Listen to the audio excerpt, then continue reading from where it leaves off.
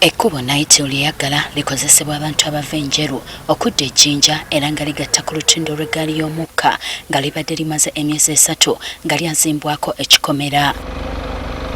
Wakati mu lukiiko olukubiddwa kumpi n'ekkolero lya Naitl, abatuuze abakozesa ekkubo lino bagamba Naitl yakozesa kifuba okuziba ekkubo nga bayita mu bugubi okufuna ekyokulya.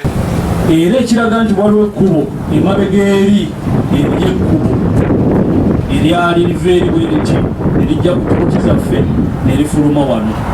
Bwakeera ku makya nga Naitl tukyali mu nteesaganya ekkubo lirikola ki neriggala. Twewunyiza Naitl otusibira ebintu byaffe eyo tulimirayo tukola ki tulina abavubi esayidi eyo nitulaba nga Naitl atusibidde awantu awo kwekwemulugunya okujja wano.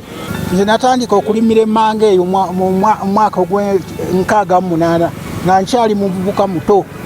Taata naafa mu 72 nempeebwa ekibanja ekyo nnimirayo nze ngenda okudda nga nali nakyalako ngenda okutuuka wano nga baŋŋamba toyitawo era omusirikale yali ayagala kunkubira wano. Abatuuze ababadde abanyiivu balumiriza Meeya Yasin Kyazze owa munisipaali y'Enjeru okwekubaana ne bamusiga nsimbi aba Naitl okuziba ekkubo erimaze emyaka n'ebisiibo. Ye Kyazze ayogerwako yeetondedde abatuuze. Alina kiryalingi faamu kakali bamuwa ssente okiryalinga ebintu bye okiryalinga ebintu ebyo kakali awo kyova olaba yateekawo amaanyi gonna nti abatuuze tebafuna kkubo olw'okuba yali 194 erina taito 172 erina taito 155 erina taito 255 erina taito. Abayindi baali boogerezanyako ne Haji ffe tebaatubala era newuunya Meeya okusituka n'agamba ng'ayogera ku Haji eka nti yalinayo ki Meeya tuli batuuzeewo era tulinayo ettaka. So you need to guide us the local councils who are on the ground because these challenges we get them after we've done mistakes there. So we are the people, we are the policy makers on the ground and we have to make sure that we put things right.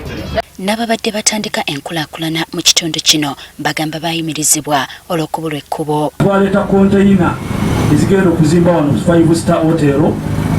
Ab'emmotoka buli lunaku batubala sitowa ze twapangisa batuli bubi olw'okuba nga twaggolebwa ekkubo. Ekisookera ddala ate kyempulira mu bachairman b'ebyalo mu ba LOC mu ba district land board nga bwe bakoze bajja wano ne bakola lokasiti yaabwe nti wano waliwo ki waliwo. Minisita omubeezi w'ebyettaka Sam Mayanja alaze abatuuze ekyapa ekikadde eky'ettaka lino ng'ekkubo kweriri n'ategeeza ng'abaaliziba bwe bamenya amateeka.